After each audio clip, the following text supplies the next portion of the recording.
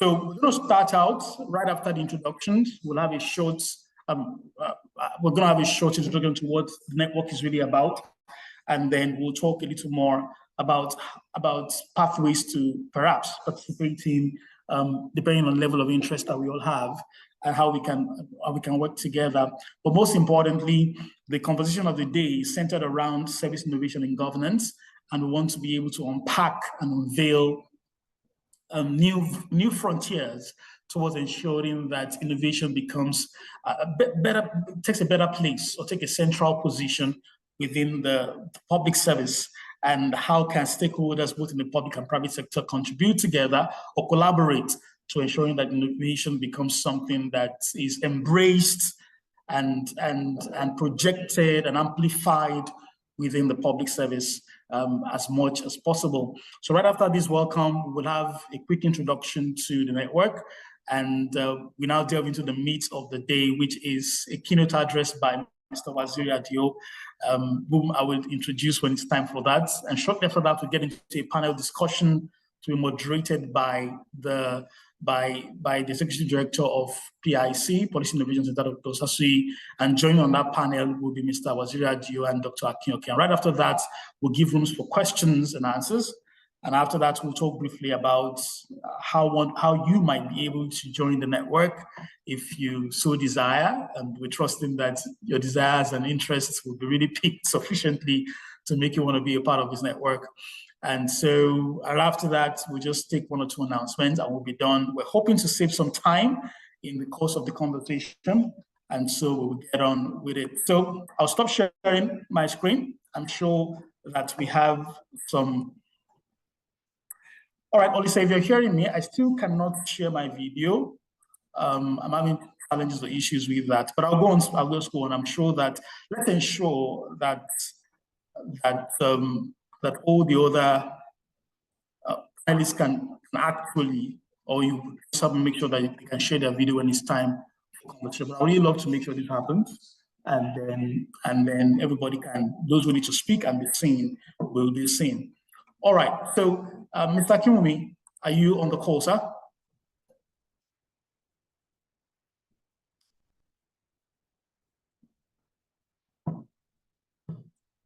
All right, Mr. Kimumi, if you're here, can you indicate? Because I'd like to hand the button to you.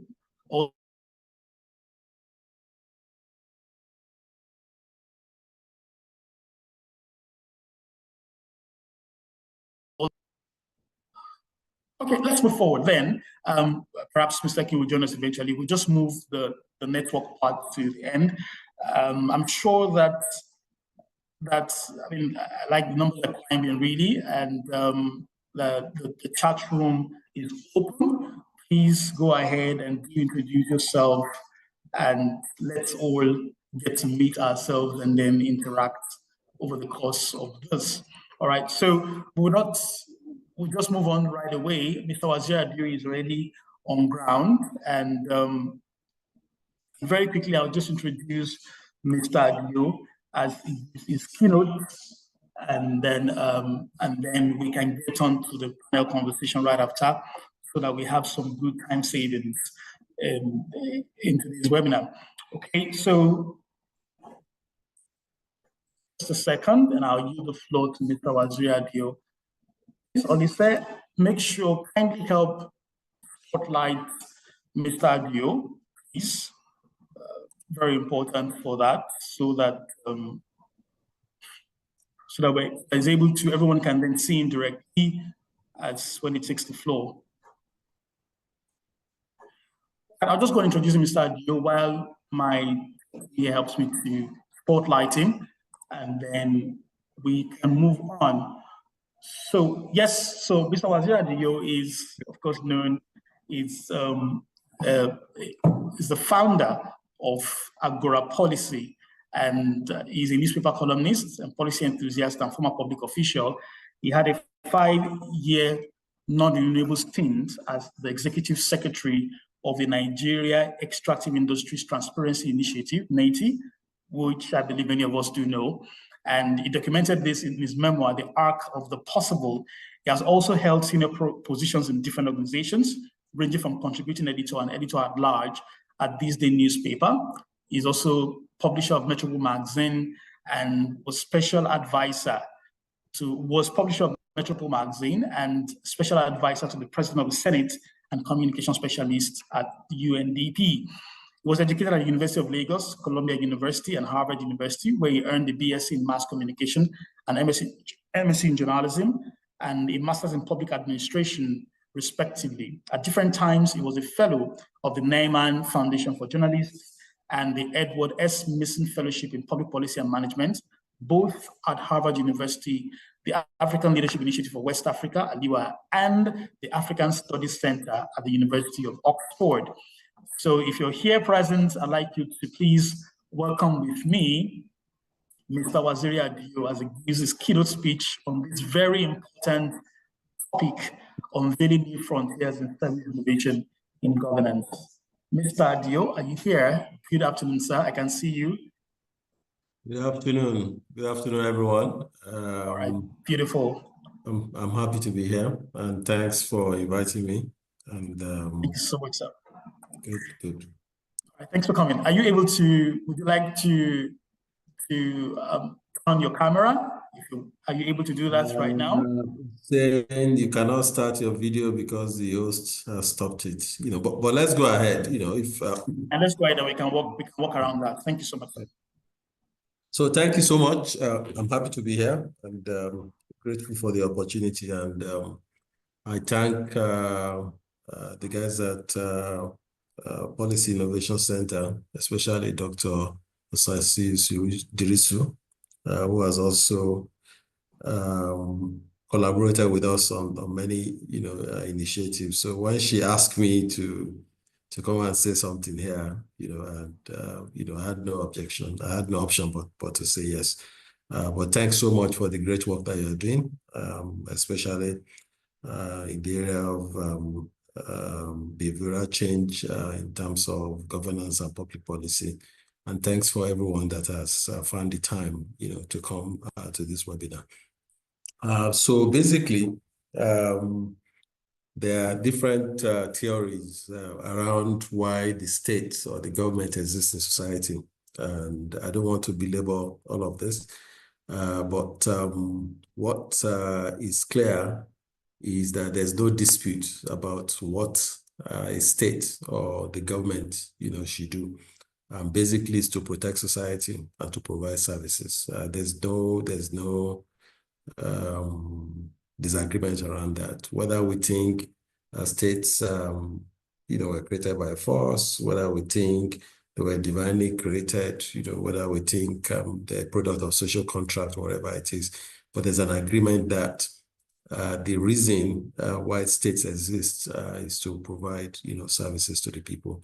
That we all had our own rights, our own spheres of authority, and we submitted all of that to a central authority to be able to protect us and to do certain things on behalf of all of us, and to do things that we might not be able to do for ourselves, right? But over time also, the public service, which is the engine through which the state delivers services, has also been associated with so many negative things, from red tape, which is almost synonymous with public service, to corruption, to capture, to inefficiency, and other things.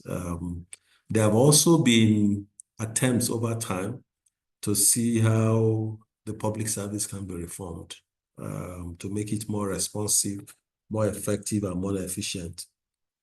Sometimes the arguments, get sidetracked about,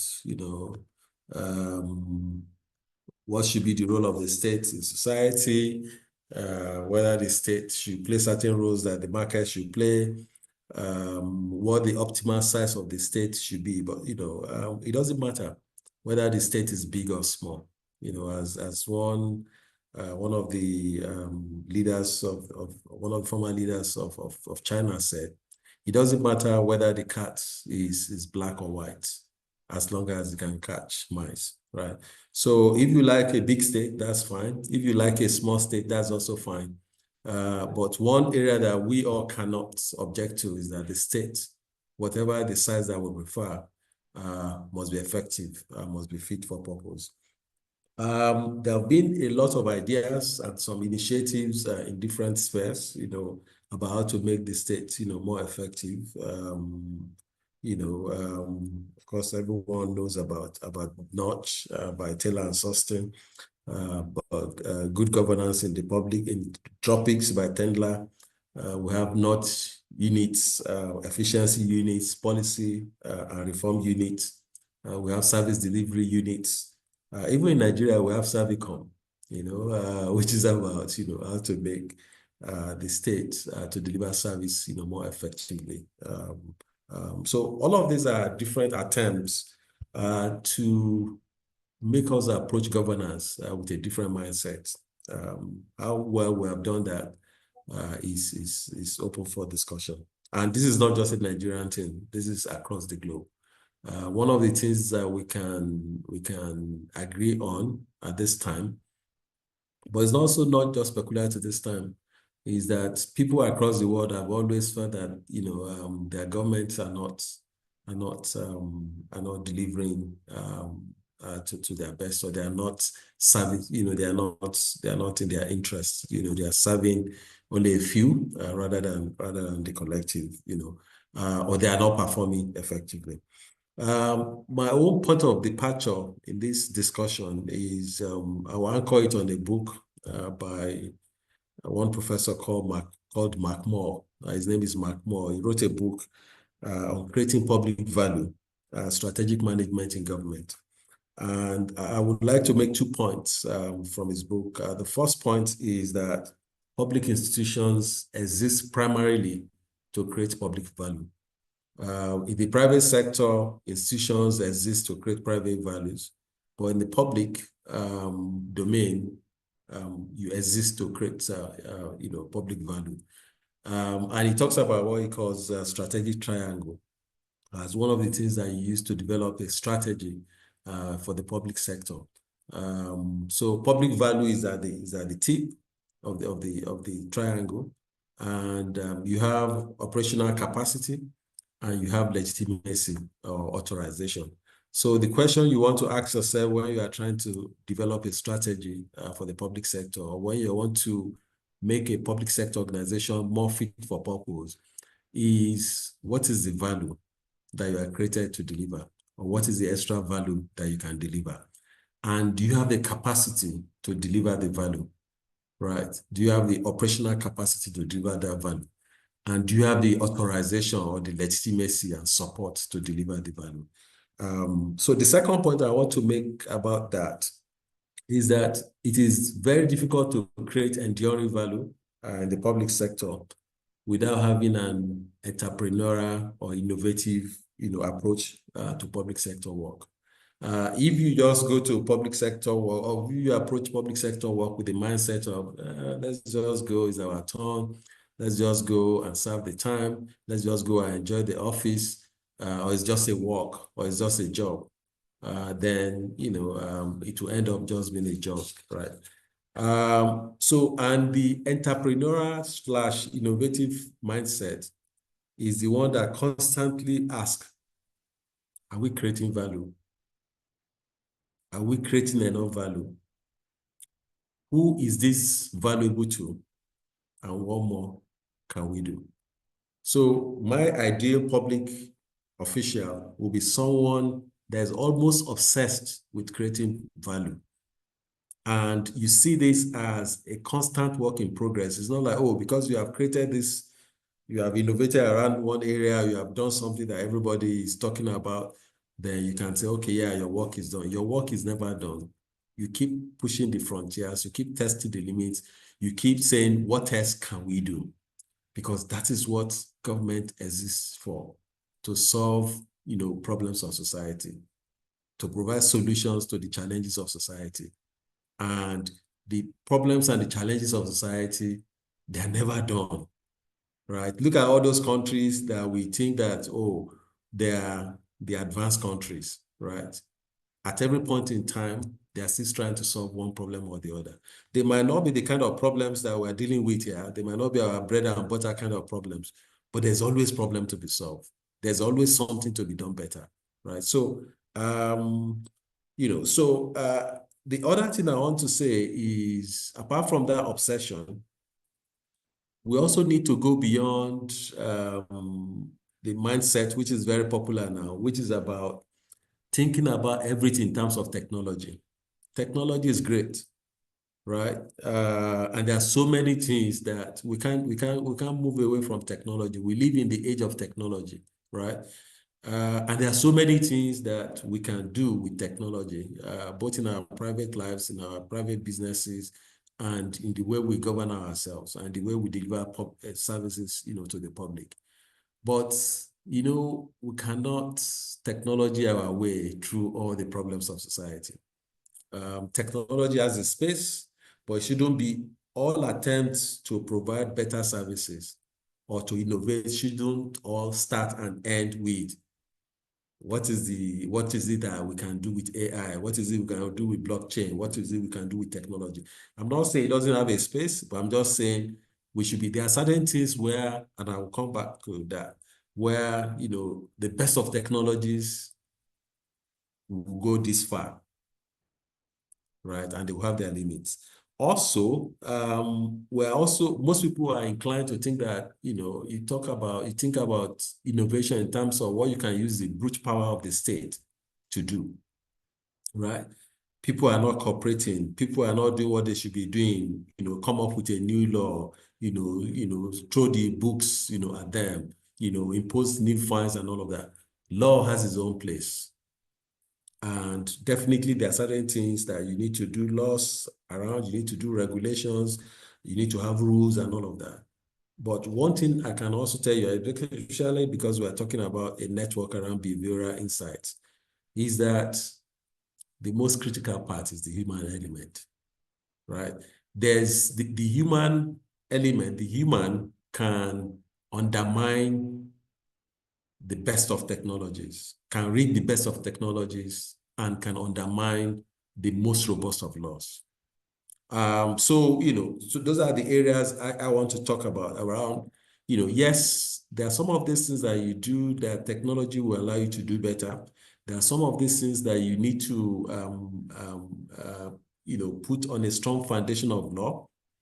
But if we don't place enough emphasis on the mindsets, on the behaviors, on the attitudes of people, we might have a limited chance of success. And I'm saying this in a very open manner, talking about this based on some of the lessons I also learned from doing my work and some of the failures that I think, with introspection, I also, things that I could have done better. Things that, I tried to do well. I was sometimes you get carried away with, I have the power to do this, I'm the big guy, I can, my law is the word, and all of that. It's better when you think through, how do we persuade people? How do we get people to do things that ordinarily they wouldn't have done or they wouldn't have wanted to do? Right? And what are the tools available to us? So I will talk about two very quickly. I will talk about certain experiments that we did when I was in Haiti, and I will talk about a certain guy that happened to be my model reformer. I will mention his name shortly. Right. So let's talk about a few things we did around Haiti. I believe everybody knows what Haiti does, but basically, it tracks payments by companies to government, from the extractive sector. What companies that are involved with oil, gas, and solid minerals, what they pay to government for different purposes, and what government receives, from them for different purposes, and it does a reconciliation. So there's a report that NATI publishes that they call the NATI audit. It's actually not an audit in that strict sense. It's more of a reconciliation report. But it's a very simple exercise, but it's also a very powerful exercise. What did you pay? What did you receive? You reconcile, then you publish your report. As simple as that is, you can uncover so many things, not just about money that should have been paid, not paid, not just in terms of, but also about processes that were not adhered to and all of that. So, but, one of the criticisms of the NATI audit of NATI itself is that, yes, you published this very important report, but it comes many years late. When I became the executive secretary of NATI in 2016, the first report that was before us to consider, and which we eventually released, was the report for the year 2013.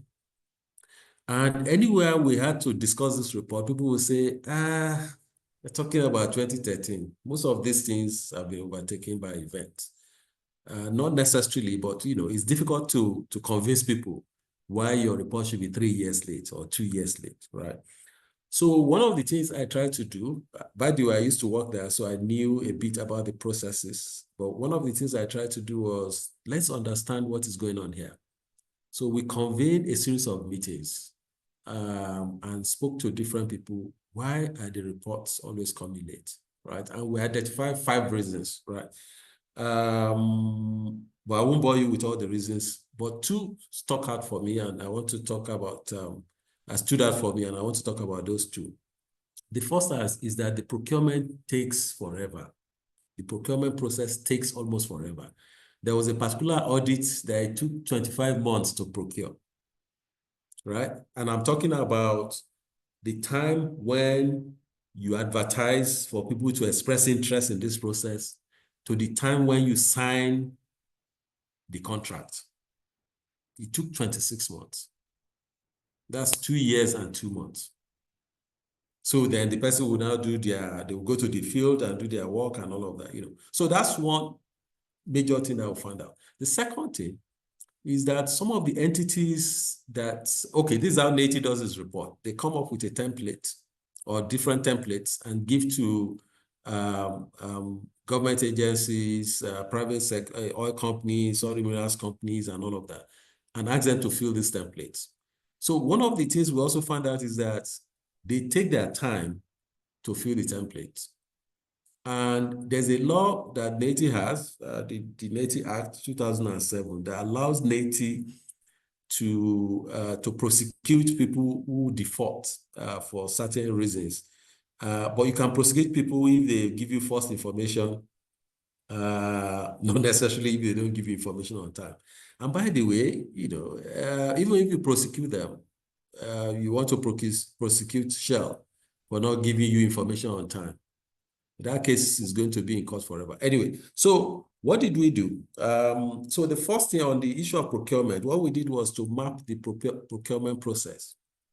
And, this is where diagnosis is very important. This is where understanding the process is very important. So we map the process and say, okay, if you do expression of interest, how much time, what is deadline you give them, right? What is the time you need to do the evaluation? So then you go to the next stage, which is, sending requests for proposals. How much time do you need? How much time do you need to do the assessment? So what is the next step? If it's something that is after the evaluation has been done, how much time do you need for that? How much time do you need for the parastatal tenders board to sit on it?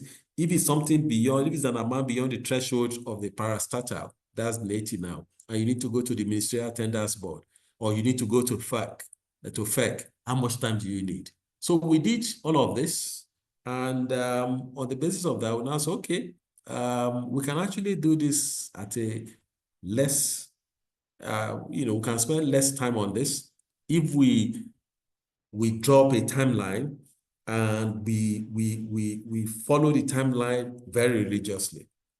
So I was holding meeting with the procurement team and the management team regularly to say, where are we with this? I was meeting with the head of procurement every week to say, okay, so where are we with this? What is the problem? How can we resolve it?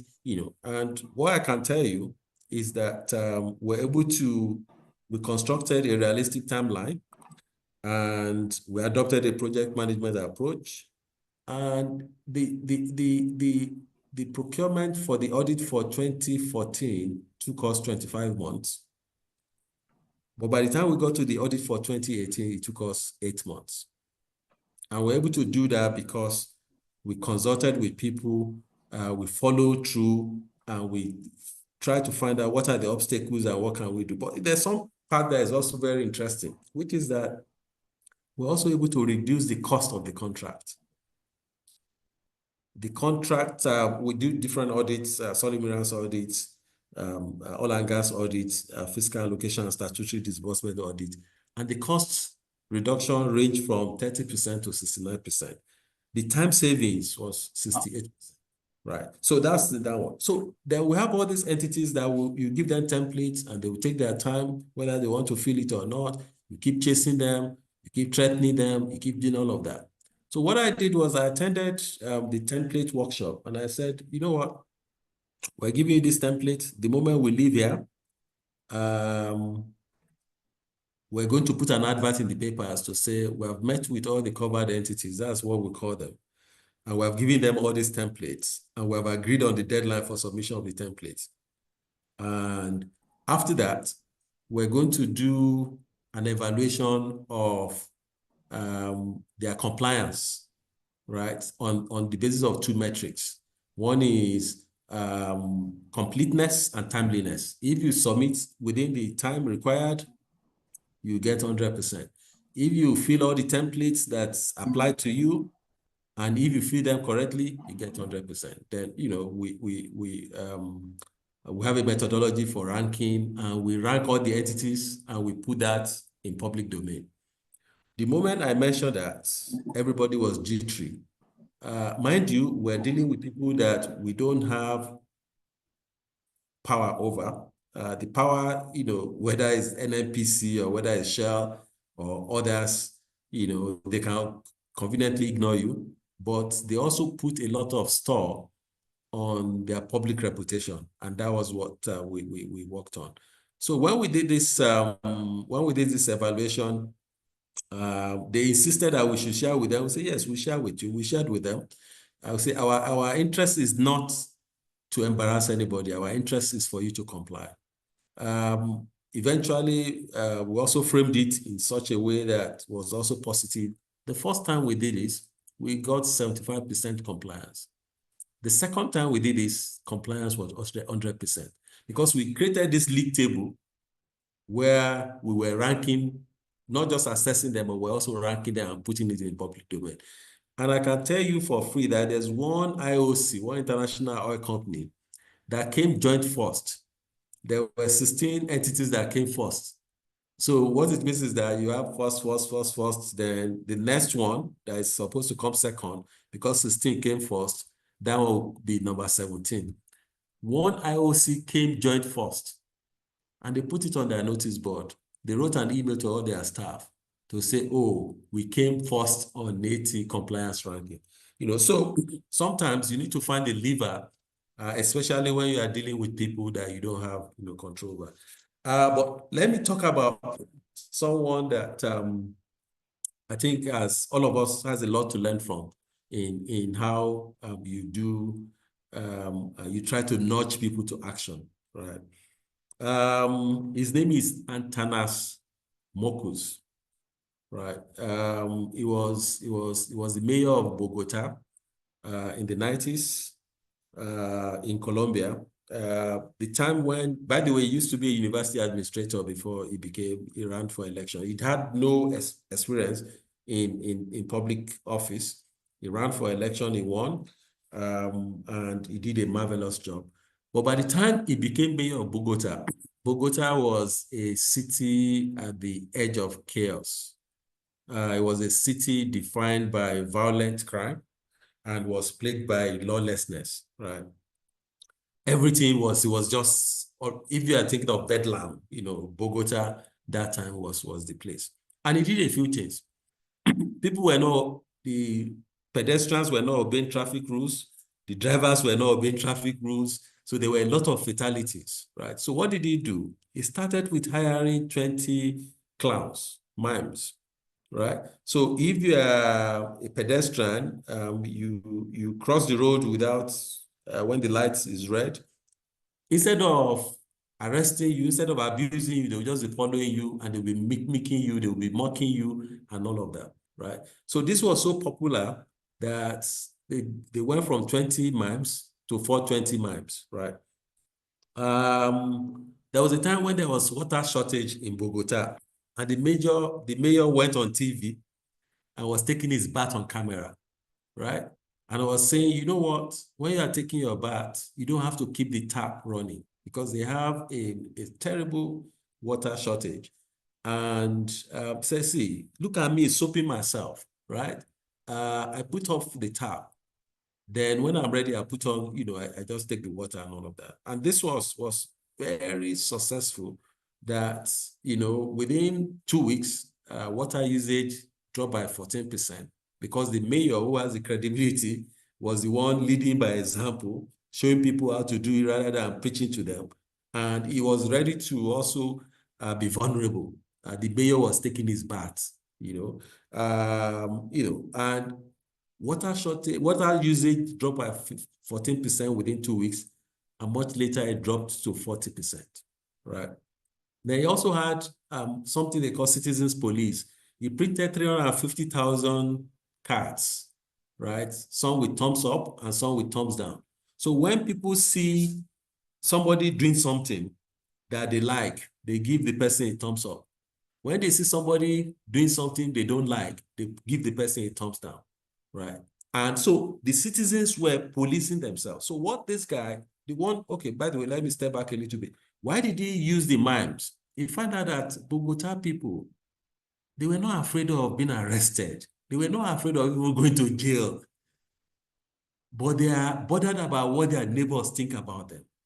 They are bothered about being made fun of, right? So, he understood the society and he knew the lever to press or to pull. Bogota, like I said, very violent place. Women could not go out at night. He created a night for women and said all the men should stay at home, including the policemen should stay at home. The men should stay at home and be nursing the babies or whatever they want to do, they should be doing. And the policewomen should be the one, so that the idea is that the more women that can come out, the more safe women will feel in the city. There was also something he did. He said voluntarily, he asked people, please volunteer to pay 10% more taxes, right? This is not compulsory on your, out of your good conscience, right? And 63,000 people complied, right? He did another thing. He says, if you have small arms, can you please turn them in voluntarily? And we're going to turn these arms into spoons that we're going to inscribe on them. I used to be an arm. I used to be a gun, right? So he did all these experiments and, he did all these experiments that, like I said, water usage dropped by 40%, traffic fatalities dropped by 50%, homicide rate dropped by 70%. It's a maverick, but it's somebody who turned the city into a social experiment. And he pulled all kind of levers, to make sure that he was able to do the things that made some difference in the society. So in concluding, what I want to say is that there's always a space and the need for innovation in governance, especially, in those turning areas where you need to get people to do things that ordinarily they wouldn't have wanted to do. In most instances, we concentrate on people's behaviors, but underneath the behaviors, you have attitudes, you have belief system, and those things are really, really, really difficult, to change. But if we understand, what moves people, and how to go about it, definitely we can make some difference. Most of the barriers that people talk about, whether in the private sector or in other areas, most of those barriers are in the mind. They are self-imposed. They are barriers that can be overcome if the will is there. If people are really interested in making the change and making lasting change.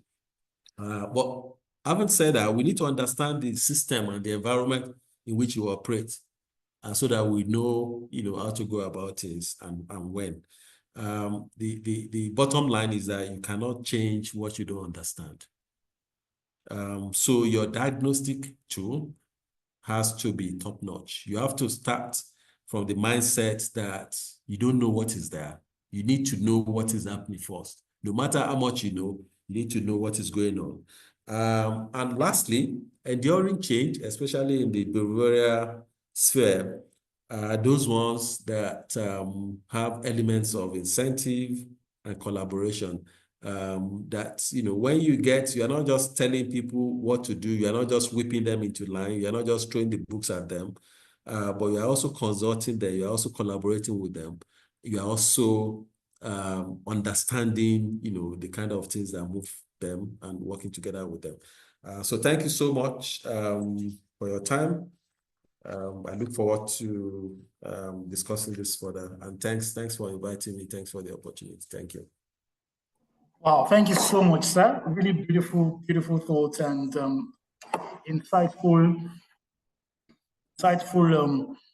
points. I'm sure that everyone, I was writing down here and my note is practically full.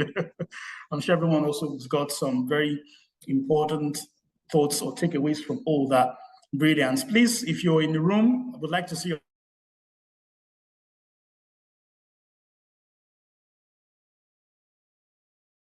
panel so that we can keep to time and manage it properly.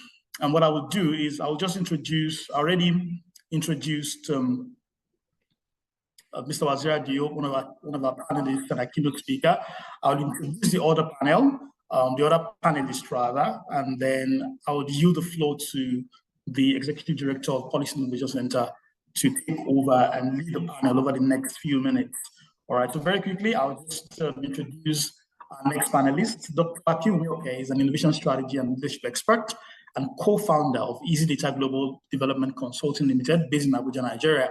His career in both the public and private sectors included roles at Adam Smith International, Atos Consulting Limited, Mott McMillan Limited, Cambridge Education Services, British Council, Servicom Office of the Presidency, and National E-Government Strategies Limited.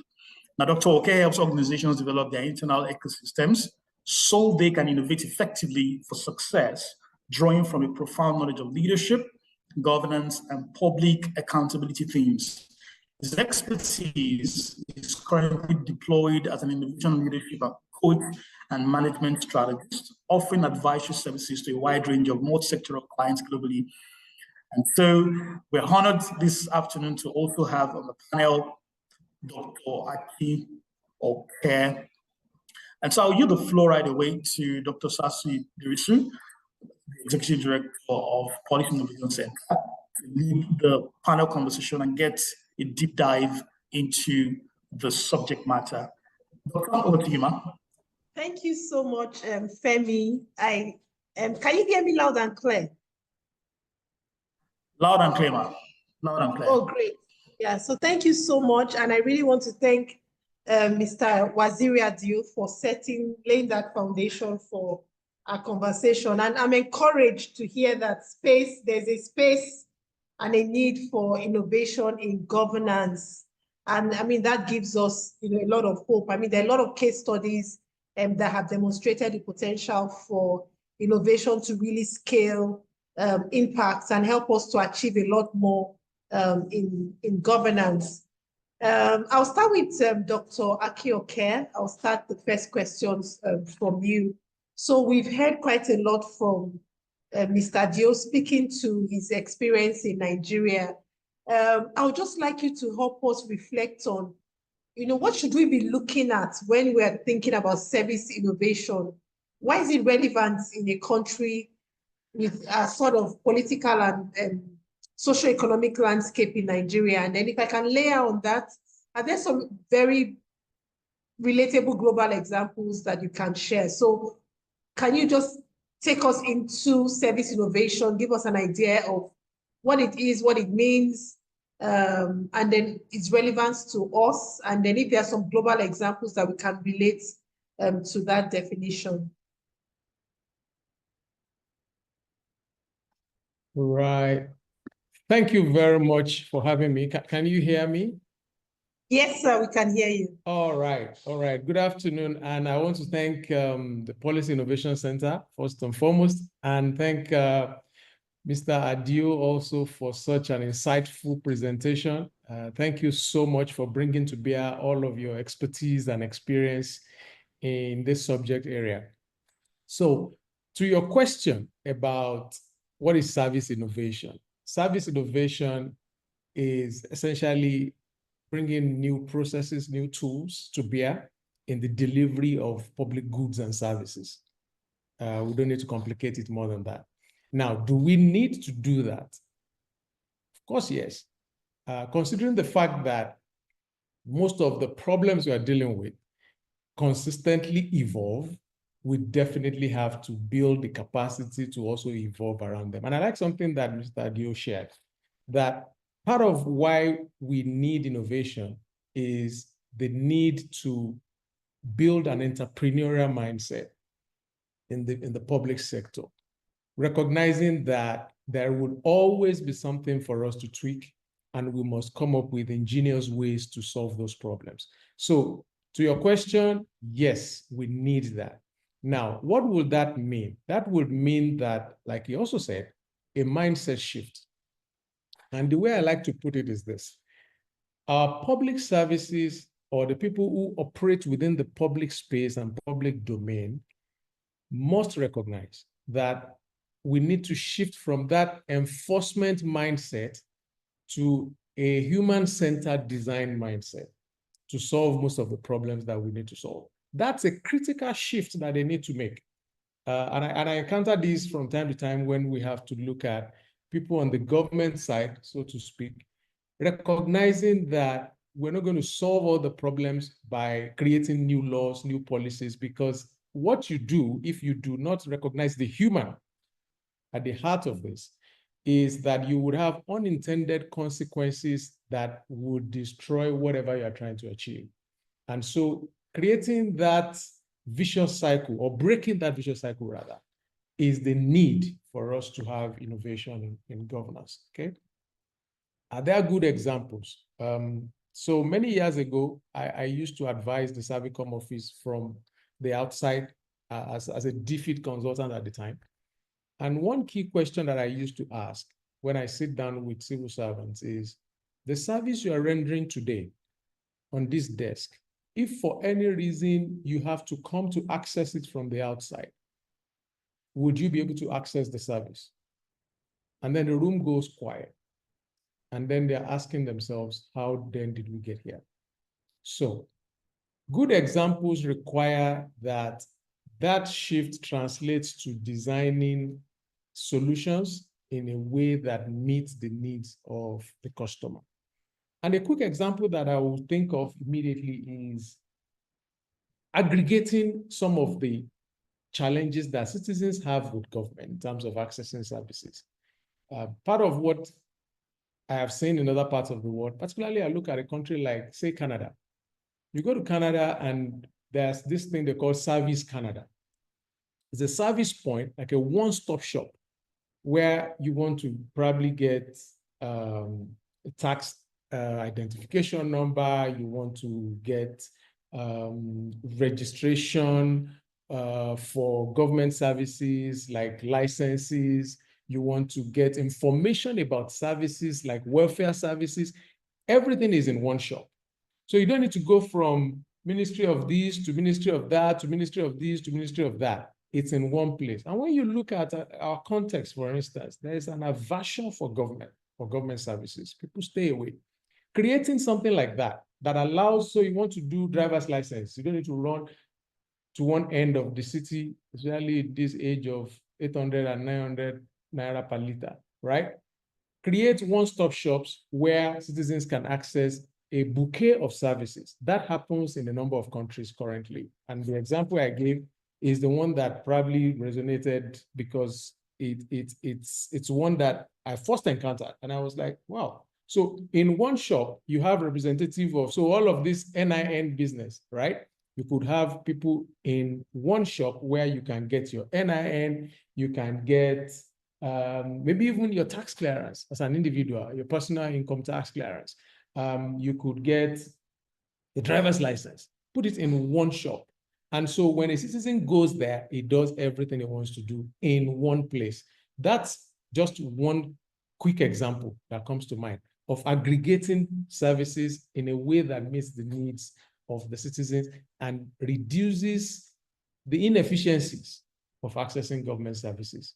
So what is service innovation? Service innovation is creating new processes, new tools, new designs around solutions that serves the public. Are there good examples? Many of them abound. And I think we've got also, even in our country, if we look inward, piecemeal of these kind of adaptations that we can strengthen when we think carefully about how citizens access services. I'm going to stop there for now. Hope that was useful. Thank you so much. I mean, just listening to you in the last few minutes, I just think about a lot of hassles that people face to access services, and very simple processes or tools or designs or just tweaking, or bringing everything together, so that you don't have to say, for this one, sometimes you send someone to Office 1 to pick up something, then Office 2 to pick up something else. And nobody is thinking about the burden, the costs, the hassle, the frustration that comes in. And even within hospitals, like, big tertiary institutions, you can pay in one spot, go to lab in another spot, go to, why don't we just bring the payment spots, for example, into the laboratory?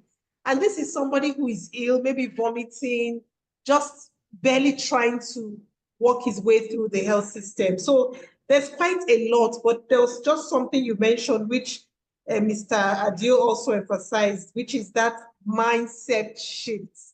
As I asked Mr. Adio this question, beyond the mindset shift, Mr. Adio, permit me to start from this. I've deviated a bit from the sort of questions, but a lot of times when we talk about mindset shifts, and that's why we're looking at, what sort of conversations we should have about service innovation in governance. Are there other deep underlying factors that really make people resist? I know you've talked about it a bit, but now that we're looking at the challenges, why do we have so much institutional resistance to service innovation? And what can government really do? Because government should create that enabling environment for, it should be a pain point for government to make service easier, So what exactly are some of the subtle things that we're not thinking about when we, because many times, so I was at the airport some weeks ago, and I noticed that you don't have to go to the desk to get your passport stamped. They've created some automated terminals where you just scan your passport and go out. And the pessimist in me was like, how long is this going to last?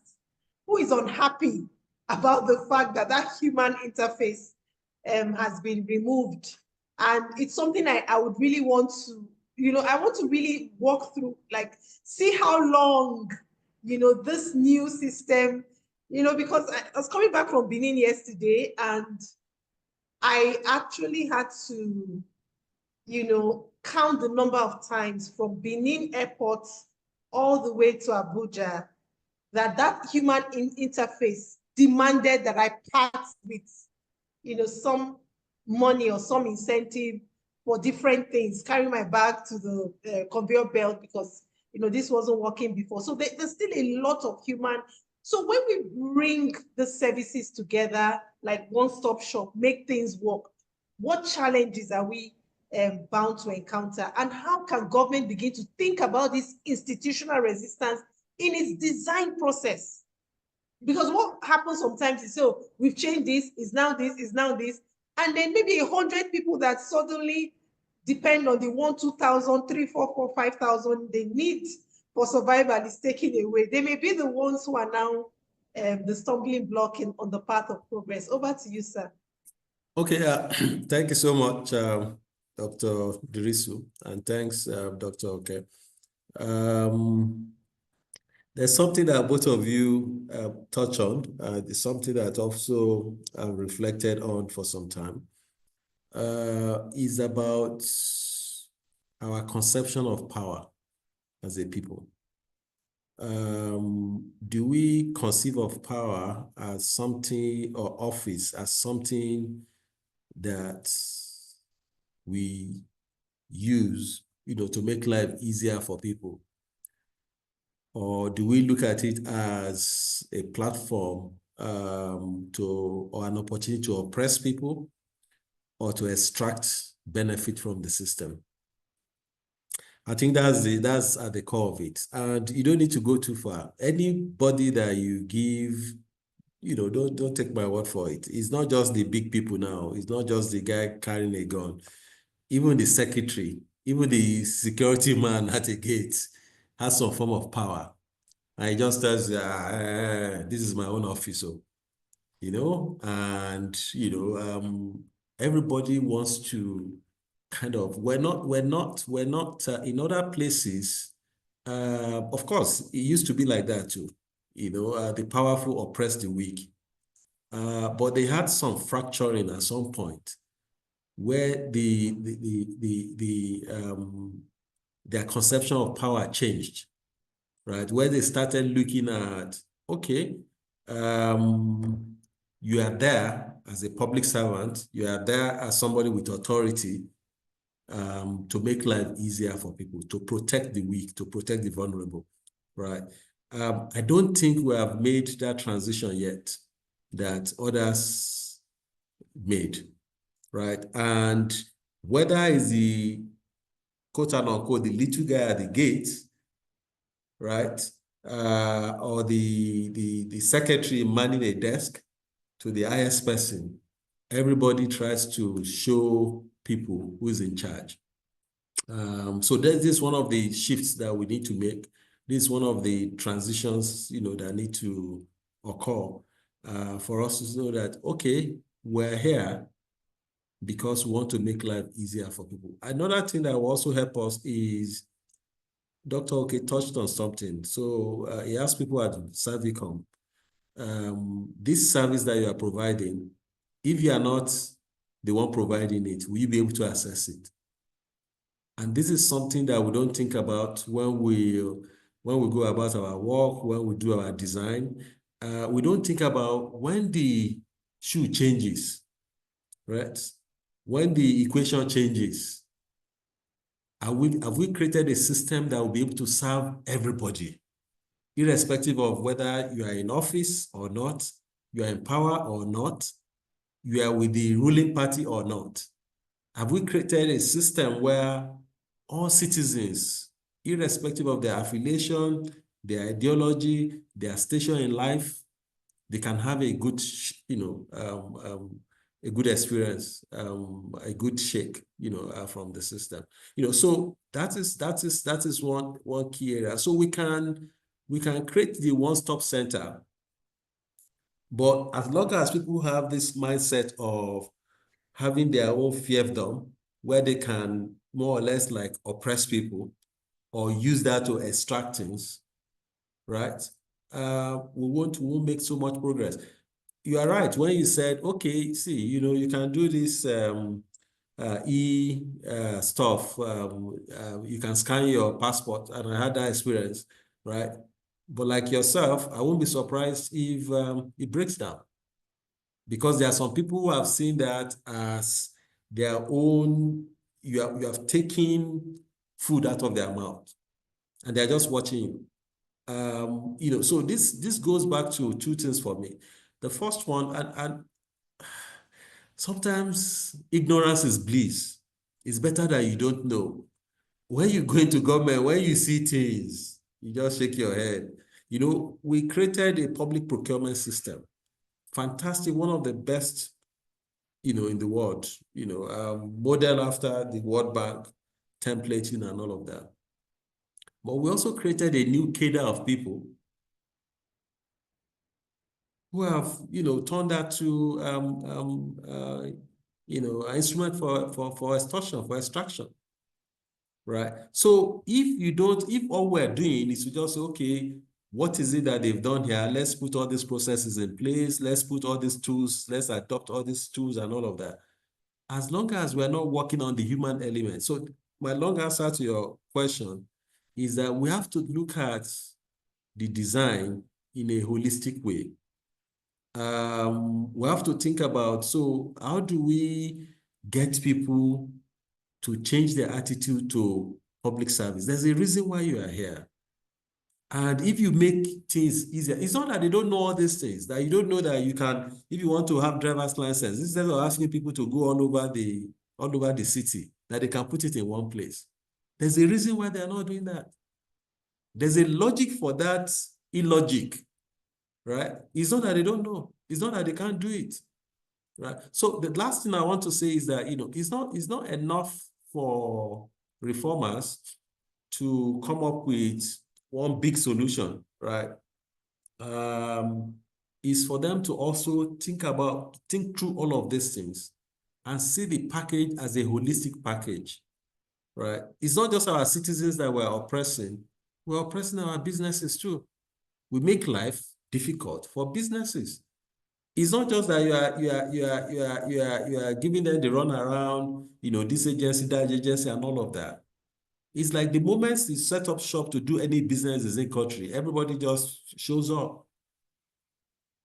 Like, I saw, Dr. OK is smiling. In other countries, they say, oh, Mrs. A, you are starting this business. We know that if you start this business, you'll be able to employ 2 or 3 people or 5 people. So we should support you for your business to grow so that, when your business grows, you'll be able to pay taxes. Your employees will be employed. They'll also be able to pay taxes, and all of that. No, we don't care. Everybody just swoops on this person, So we need leaders that will go beyond just doing something and cutting the tape and moving on. We need people to think through the entire process. We need people to be more mindful, and we need people to think about, once you give power, any individual you give some form of power to has a tendency to abuse it if you don't put checks and balances in place. So we have to have a more expansive and more comprehensive approach to how we undertake and implement reform, not just think about it in terms of box-ticking exercises. We have done this, move on, let's move on to the next. No. Well, thank you so much, sir. And you have just given Dr. Oke a very hard task, because just thinking through the entire process and, just looking at that holistic picture, I would like Dr. Oke to take it from there. So, I mean, in this digital age, technology, I just gave an example of the airport. Can you just help us to think through what the process of introducing service innovation in any sector that you choose? You could even use my example, because one of the things I suspect is that there's always some knee-jerk reaction to service innovation, even when you see it happen in our society. Oh, you can bring something automated here and it will solve a lot of problems. Okay, how much does the equipment cost? Bring it here. And then the behavioral, the human-centered aspects, the policy, all those ones are not considered. So, Dr. Oke, can you just walk us through a hypothetical example from what he said, Mr. Waziri said about thinking through the entire process? You can use any example of your choice, but just to help us begin to identify what issues what the behavioral barriers, the human barriers. Sometimes they will even tell you that it's poverty. I earn only 20,000 in month. They've come to put an automated something that will take my job away. So that will help our thinking process as we progress in this. You have indeed given me a hard task. But you know what? I don't know how you got the 2 of us onto this call, but my brother, Mr. Waziri, mentioned something when he was doing his opening remarks, that we should move away from this technology will solve every problem, right? And I'm a firm believer in that. I do not subscribe to the fact that we should look to technology for some of the problems that we have. And the reason is simple. Our issues are deep.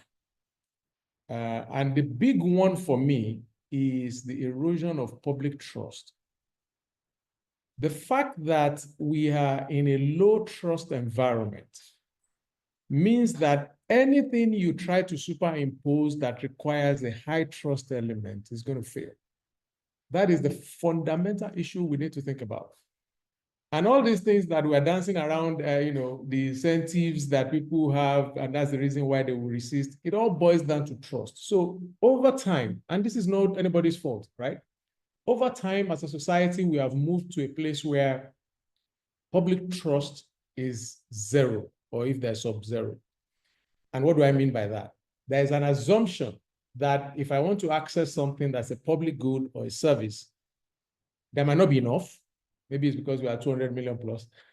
Or something would happen and I won't get my turn. And so there's something we call culturally implicit acceptable behaviors. So within a system, within a culture, people tend to then believe that certain kinds of behavior are acceptable because that is what the culture demands. So you now ask me to map a process for you. I'll go for the driver's license because that one gave me the most grief in this country in the past couple of years. You go to, so we live in Abuja, right? You go to Mabushi and you ask them, I've come to do driver's license. And then they ask you to sit down, you make the payments, even if you've made it online, technology. And then somebody says you need to capture, but there's no light and the generator is not working. And so you stay and say, this technology is the only one we can use. So you have to wait for another couple of hours. After you waited for a few hours, there's no light, you're pissed off, you go home. And then they say, you can come back for the, what do they call this one? Can't remember now. The temporary one, right? And we can't print it. There's no light. There's no petrol. And nobody's sitting there. And then you come back next day, maybe after a few trials, they now get it to you. But my point is, what will it then take for somebody to say, now this is where human-centered design comes in, even if we're going to use technology. Like how many people show up in our store for driver's license per day, per week? How many of them can we reasonably process in that day? Can we set up an appointment system? That means that people don't come and waste their time sitting and lazing around because we are waiting for power or whatever kind of bureaucracy that's there. Now, if you do not deal with the incentive system that they have created there, because everybody is waiting for that generator or whatever, people will start moving. You have to tip somebody so that they put you ahead of the line and everything. But if there is a system where, what exactly do we need to run this shop? Who provides what is the minimum that we can have to run this shop? Then we can have, say, a scheduling system that says once 50 people have booked, those will be the 50 for that day. You can leave an allowance for them to do the other things for a time, but you change behavior a little bit. You improve satisfaction from citizens. And then the process can be more friendly in the sense that I know that if I get a booking and I'm number 20, I will get a slot for number 20 on that day. They can add an extra 5 or 10 of their friends or people who have tipped them because you can't remove that immediately. But the more this system goes on, the longer it goes on, then the more you eradicate the need for them to look forward to the other things that they do from the side. So you got to complement technology, the point I'm making, with an understanding of how things work here, what's the culture, and then begin to see how you change that culture by rewarding and reinforcing good behavior. So who will do that? It will have to be the leaders in that shop who recognize and have changed their minds that they are first and foremost public servants for a reason. That element of what public service is lost until people need it when they have retired or when they are no longer having access to power or they can make phone calls to get things done. So what technology do we need? Simple, low-key technologies would help to shape behavior at the very beginning stages of this transition. And like the example I gave, just scheduling, so that 100 people don't show up in Mabushi to want to do capture. Only 30, because we have diesel or petrol that can run this gen for this much. And if you want to add an extra cost to whatever it is they're doing so that we can have the petrol for that 20 that shows up, then so be it. And everybody knows that if I get a slot, I get service, and I can go home and complete that cycle in 2-3 hours, and it's done. Efficiency, effectiveness, and satisfaction. Those are key elements of public service delivery. If those who are running those shops would integrate that with low-key technologies, like just scheduling, right? They've already bought all the cameras and everything, just scheduling people. That reduces the friction. You know what happens when you now build the friction? And I'm going on a little bit. And I like to paint that picture of the cyclic danger that we see. I now go there to Mabushi and I've been frustrated for 4 or 5 hours. The day is gone. The next VIO or road safety guy that shows up, God help him, I'm a medical doctor, he comes, he needs help. I'm already looking at his uniform and I'm saying, these are the guys that showed me the other time. All right, I have now come to my shop and I can do what they like. So you see that vicious cycle of bad behavior being reinforced in society because of failures in simple things around service innovation. And that's what we need to think about. It doesn't have to be a big thing. It doesn't have to be some technology, AI, blockchain, Simple technologies that change behavior at that level can translate to big wins if we follow them diligently. I'll stop there. Thank you, sir. And that will lead me to another critical layer that Mr. Waziri would help us to crack. So, I mean, we know the role of behavioral insights in helping to improve public service delivery. So we've talked a lot about mindsets, and some of this mindset has been at the level of implementation. So if we take it a notch higher to leadership now, Mr. Dio. So if we're looking at leadership, so we're looking at leadership at, federal, at states, and also at local government level, for example. What exactly, given the complexity in Nigeria, what incentive, first of all, is there for leadership right now to innovate for better governance? I mean, what is the incentive for leadership? What are they trying to achieve? Is it what would be that sort of breaking point for them to want to passionately embrace and champion service innovation? But then also as leadership, what are some things that are necessary in terms of behavioral change or mindset shift now at the level of leadership? They are not really the ones implementing. They are not they're not the ones, at the direct recipients of good or bad service. But what would be that? How do we get more commitment at leadership, not just to set up this infrastructure, but to be committed to see it through and to work out? What sort of behavioral conversations should we be having about leadership at different levels? Okay, thank you so much. I will start from a level that is very dear to me, which is at the local level. And I'm saying that because of my firm belief in the fact that if the local government areas work, and the local government areas are largely about service delivery, actually. Yes, maybe some policy making, and some other things, but basic stuff like, picking up trash, maintaining markets, street lights, some level of security, primary healthcare, primary education, most of those things that directly impact citizens, happened or they're within the coverage of the local government areas. And, that's the place where governance is broken the most. That is where innovation is least experienced. That is where, and the logic, that is also where the logic of governance is defeated the most, right?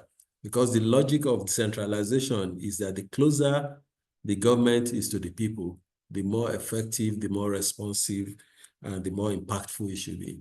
And that has not been our experience, right? So with this opportunity that we have for direct allocation to local government areas, right? So the excuse that they usually have about, oh, you know, the governors took all the money, they just give us change, you know, that is so now they have some level of financial autonomy, some level of administrative autonomy, and they also have the space to experiment, including experiment and fail and learn from it, you know, than, you know, at a higher level. So the incentive for me is that, you see, Nigerians are not a difficult set of people, though. They appreciate even the most little of things, right? So if somebody is actually doing something, no matter how basic or how symbolic it is, they actually appreciate it. So if there's a place where you can make some changes and where people can see, and also we can begin to think about, okay, you can experiment, and we can take those experiments and begin to scale them. At the local level, the local councils, you know, will be the arena for that. So talking about leadership, so it's not just about what you put in place and what you say. It's also about what you can model yourself. You know, I mentioned Antanas Mokus. He was mayor of a city. Of course, Bogota is a city of 6.5 million, you know, almost like a city-state. But that was a city, right? And, you know, so this is where, you know, you can actually, and by the way, he contested to run for presidency of Colombia. And though he didn't win, he was able to force a runoff to show how appreciative. So the people are not asking for too much, and people can easily notice whatever little that you do, and you can start that by you know, walking the talk, using your own life, you know, as a model for others, right? You know, so if you believe that leadership should be done differently, that's a space where you can easily do that, right? But it's not just about people at the local government level. Across the board, the tone at the top is very important. And all these things that we're talking about, having a different mindset to service delivery and to innovation, can be appropriately and adequately modeled at the top. If you have a president or a governor or a Senate president or a speaker or a local government chairperson, you know, modeling the appropriate behavior, that can make a lot of difference for the citizens. I mentioned Mokus, you know, telling people that, see, please don't waste water, because if you waste water, everybody will be affected. And by the way, this is going to save you money, right? Like I mentioned, the 2 weeks after he did his experiment, can you imagine the mayor of a city, of a major city, you know, baiting himself on TV, right?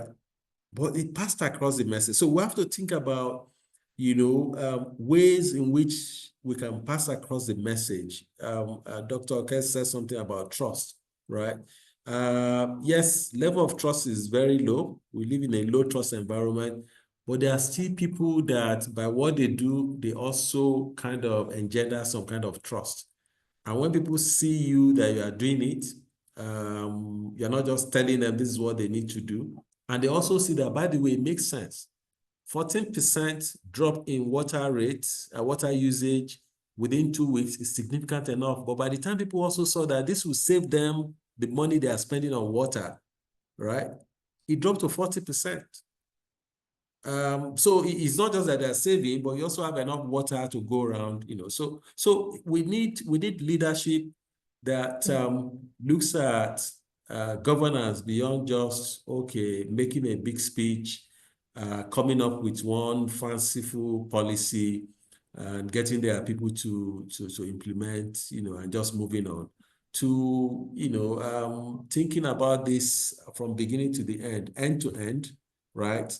And knowing that there's a critical element, which is about we need to change behavior. At the core of all of these things we're talking about, I don't want to sound pessimistic. At the core of it is our, the way we look at public resources and the way we look at public service. If you look at public resources as something that is there for you to go and take your own, and public service as, you have been privileged ahead of others, right? So the only thing you'll be thinking about is, how can you take care of yourself? Yes. How can you get, whatever, all those things, all those roadblocks, they're not by accident. It's when you have the human interaction. It's when people like Dr. Okay are frustrated. They would say, instead of wasting my precious time here, I beg, can you speed up this thing for me? Yeah. Right? So they know what they are doing. Right. So, but yes, people will not be getting whatever they're getting, and one day they will just wake up and say, we're not going to get that again. Right. And please don't mind whatever I said about before about laws and all of that. There's a place for law, but we have to think about this in a holistic way. Right. Because even you see now people that will implement the law. So if you don't change the mindset and the attitudes of the people that will implement the law, they will undermine it. If you create a public procurement process that says you need to have at least 3 CVs, if you want to do, if you want to hire a consultant, right? You need to advertise, right? And you have the people who know the rules. They are the ones telling people to say, we can help you. Go and bring 3 proposals. Go and bring 3 CVs, right? And all of that. So, but in some places, this will not even be imaginable. You won't even think about it. That, we are going to be doing all of this. So, a lot that leadership can change. There's incentive because people will actually appreciate the little that you do. But beyond that, you won't be there forever. Oh. Yes. One day you become bloody civilians like the rest of us. So it's in your own enlightened self-interest to create a society that works so that, there's a philosopher, John Rawls, that talks about this veil of ignorance, that if you are to create a society, right, that you don't know where you are going to end up, right, and you are supposed to create something for those who are the least privileged, but you don't know whether that is going to be your portion in life, right? If you don't know, you are most likely to make sure that the least privileged, the most vulnerable, will be protected. So let's think about, because you won't be the ruling party forever. You'll be in government forever. Whatever money you have accumulated can finish. So you are better served if you have a society that whoever you are, no matter where you have been, you can have a good shaking life.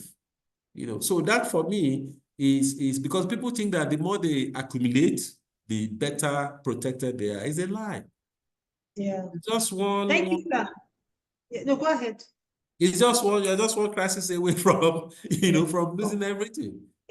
So we'll be better off if we'll begin to think about, let's create a level playing field, a society that works, a society where you, the civil servant, if you have to go to another office, you won't be relying on, okay, I know somebody there. You'll be relying on system works. So it's not something that is beyond us. We can create a system that works. We can create, fantastic service. We do that. People do that in the private sector. There's the same set of people. Let me give you an example. You see private universities, you see public universities. Most of the lecturers in the private universities are from the public universities. It's just about the system and the attitude, Thank you so much, sir. I mean, you've given us a behavioral incentive, which is you're not going to be in office forever. You will transit from one spot to another. And if you may find yourself vulnerable in future, what sort of services would you like to achieve or get? I will just quickly lump a couple of the questions that we have so that we can quickly take them and meet up with time. So I would start with Dr. Kerr. I have 2 questions that I'm just going to put together. You've started to answer, you've already actually answered one, but I'll just put it in case in 1 minute as you answer it, you still have another insight. So one person is asking about if technology can perform tasks perfectly to satisfaction with human support, you had actually started answering that with the dynamics of the FIRC example, the driver's license. But then also there's a second question about behavioral insights application to promote ethical behavior and address corruption in the public sector. So in 2 minutes, Okay. All right. So quick one. With the technology one, I think, yes, there's a place for technology. We just need to find the right kind of technology that matches where we are, particularly the people we want to serve. So there's no point finding some high-tech thing for local people who would not be able to access that, and it becomes a problem. So it's just getting that balance right. Now, can we model ethical behavior to bring about anti-corruption and all that? Absolutely, yes. And again, it's simple things. So an example that came to my mind as I was thinking about that, because I went to look into question. I'd read from Third World to Force, Lim Kuan Yew, his book. When he decided that they were going to stamp out corruption in Singapore, he decided that his cabinet ministers would all wear white tops, to symbolize that they would be clean. And for any reason, if there was an allegation of corruption against you, that means you've soiled this white cloth and we're going to take it off you. Symbolism. Again, coming back to everything that we've said, we know what we need to do. You cannot give what you don't have. Whoever is going to lead that kind of ethical renaissance or renewal would have to be willing to stand to the scrutiny that would require.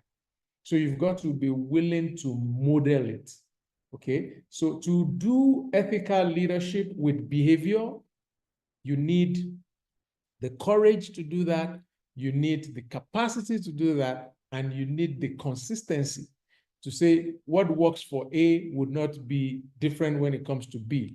As Nigerians, we have a way of adopting our own bad boys or bad girls. Every part of this country, if somebody is doing something bad, suddenly people line up and say it's our own. So you own your own badness.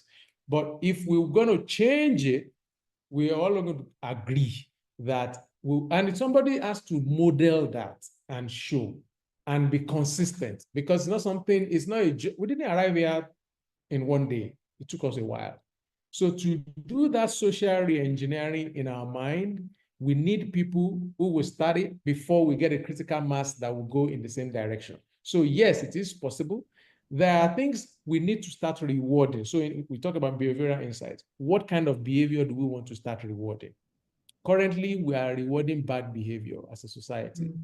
And so that's where we need to start. And we need leaders at every level. Don't just wait for the president, although it is good for the president and people in high office to lead this, but we can, as a society, begin to elevate the right kind of ethical behavior that we want to see. And it will take time. It's not going to happen overnight. Wow.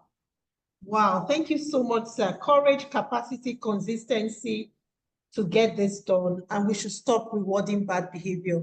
One last word from you, Mr. Dio, just in a minute. Under which instruments can citizens demand answers or accountability from local government authorities? In 1 minute, sir. I know you're really passionate about that level of government. Well, I would say we should get more involved, right? It's not different from how we demand accountability from the president, how we demand accountability from the governors, the National Assembly members, the ministers, and all of that. The fact of the matter is that this is the sphere of government that should be the closest to all of us, and that is the most important. My theory has always been that if the 774 local government areas in Nigeria work, Nigeria will be better. Right. And most of the things that we talk about, the road in front of your house, most likely is a local government road. The culverts, the street lights, the trash. Like if you have trash in your street in this Abuja, most likely they will say, where's the Minister of FCT? And most likely that is the responsibility of AMAC, right? or whichever your local government. So the thing is, we need to get more involved. We shouldn't see that space to them as if it's none of our business, right?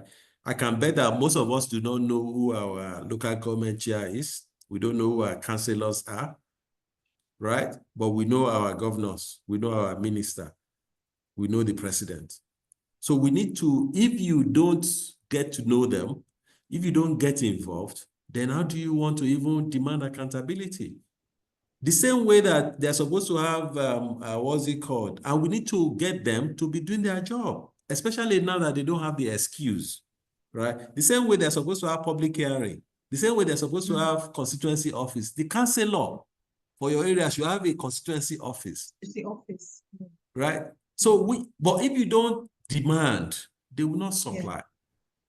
Wow. So yes, Wow. it would be nice if some of them do that, but most will not. Who will consistently supply what is not demanded? So, it's not like I'm blaming us. I'm talking about myself too. I don't know the name of my councillor, either the one in Abuja here or the one in where I come from. You understand? So all of us need to do, we need to take more interest. I spoke about Antanas Mokus, right? I keep talking about him. This guy was the president of a university, the equivalent of our own VC. He left and went to become mayor of a city. Wow. Everybody that wants to get involved in politics in Nigeria, they want to be governor or president. Wow. So until we put our, if we agree that this is the most critical level of government, and we put all the resources that should be there, including the attention, civil society groups, media, are they there at the local government level? No. So we shouldn't just focus on Abuja and the state capitals. Yeah. We need to be, if we want them to do better, we need to hold them to account. We need to be there. We need to participate. We need to, so it's all of us. It's not just them. Yeah. It's not something that will be done out of their good conscience. It would be nice if they do that, but I doubt they will do that. Thank you so much, sir. We are really grateful for these insights from Dr. Akeoke and Mr. Waziri Adio. Thank you so much. We will develop the highlights of this and we'll share. And we'll have to keep talking and engaging until at least we get it right. But we're truly, truly grateful for the wonderful insights you have shared today. Thank you. And over to you, Femi. All right, thank you so much, Doctor, and thank you so much, Mr. Adio, and thank you so much, Dr. Akeoke. Thank you so much, Dr. Sasui as well. Thank you so much for this this wonderful panel that we just concluded. Really, really appreciated. Thank you so much. Please, everyone there, I want you to go ahead and please celebrate and appreciate Dr. Sasui Idrisu and our panelists, Mr. Waziri Adio and Dr. Akeoke, for such an insightful session. And like Dr. rightly said, we'll put together highlights from this and share with everyone who has participated, who joined this webinar, and for more. All right, so the final thing we're going to do today as we close this up is just to talk a little bit more about what this network really is about and how you can participate and how you can connect and can be, what's that immediate thing you can begin to do right away. Over that, I guarantee you that it will not exceed 5 minutes. I'll just share my screen very quickly and talk about the network, and then in 5 minutes, we'll be done and we'll know what steps we can take for you to know a little bit more about it. I believe you can see my screen at the moment, right? So again, don't forget, the name is Behavioural Insights Network, and the focus is a community of practice. It is actually a community of practice for behavioral insight enthusiasts and practitioners. And so essentially, I'll just keep all the conversation around what a community of practice is. I believe that you should understand, or people should know that, but if not, I'm sure you can learn a bit more. Now, why is this network existing? Three important things. First of all, is to be able to harness first of all, there's a promise of behavioral insights in helping to realize better social interventions and business design and value creation across board. And that's very important. And also the fact that behavioral insights is the missing link to effective solution design and more realistic outcomes as a whole. And very importantly is the fact that behavioral insight itself is quite nascent, but it's fast growing and it's being rapidly adopted and institutionalized across the world, mostly in government establishments, but also going beyond that into development and the private sector. But a very important point to note is that right here down in the global south, or in the global south, you would say that we're yet to catch on like we really should. There are nearly 5 times as many behavioral science teams located in global north than global south. And so this network is aiming to do 2 important things. First of all, to take up that challenge within Africa and build an international community that will help to advance the knowledge of behavioral insights across various sectors, with emphasis on the African context that is being very contextual or contextually relevant. And then secondly is to strengthen the capacity of actors within the public and private sectors to use behavioral insights to create, test, and scale innovative and impactful solutions to diverse human problems. Now, there are lots of benefits in there. Of course, all manner of the people that we're mostly interested in and who can be a part of this. If you're a researcher, you're an entrepreneur, you are a donor, you're a policymaker, or you're simply a development practitioner, or you're a policy actor at one level or another, then this network is open for you. Lots of benefits that are right in there. For example, access to lots of latest research findings within the BI ecosystem.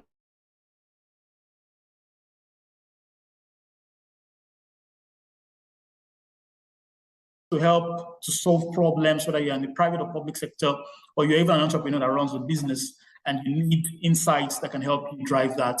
And then projects that we can all co-create together and even raise funds and work together.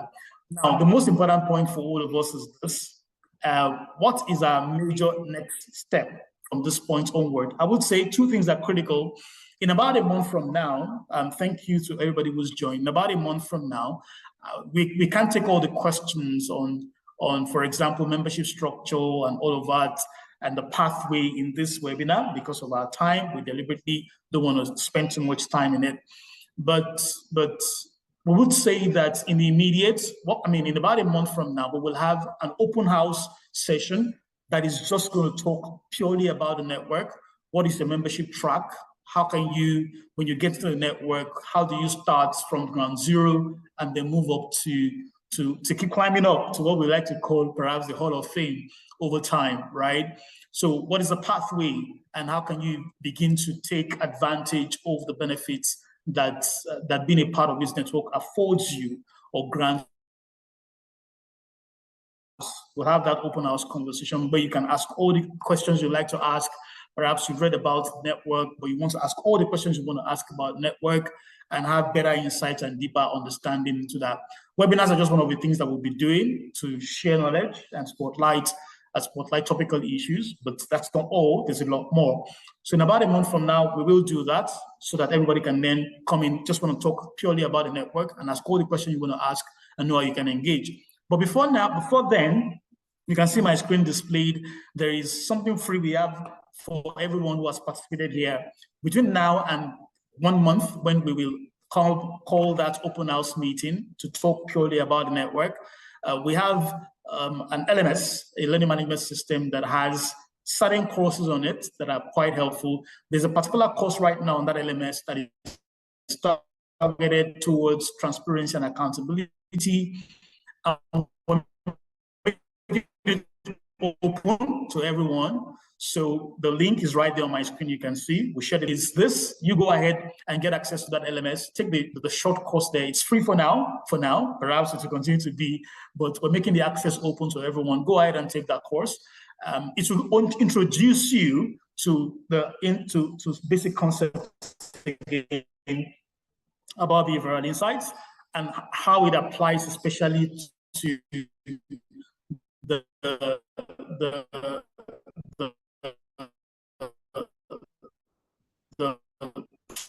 transparency and accountability environment. But of course, BI is not limited to that. There's a lot more to it. but that's the debut course we have on the LMS. And we're saying you got free access, go ahead and take it. You're going to get the certificate once you take that. And of course, you can always add that to your profile. Once you have your certificate, we'll be happy for you to share that with us. Give us your feedback on it, but which is into what BI really is. And how it applies. So we'll call a general open house meeting, but we'll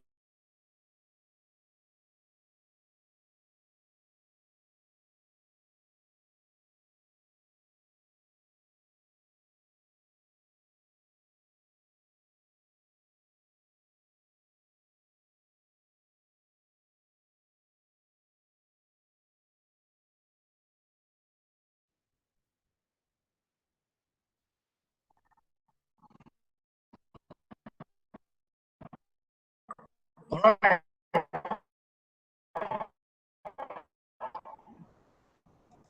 Great. Thank you so much, everyone, one more time for your time and all. I will for dropping the link in there. So go on everyone's time. A big thank you again to Dio and Dr. See you all in about a month from now, but hopefully you will enjoy, we're sure, guaranteed you will enjoy the LMS, taking the course on the LMS for now and just get to know a bit more. See you some other time. Have a wonderful, wonderful rest of the week. Thank you.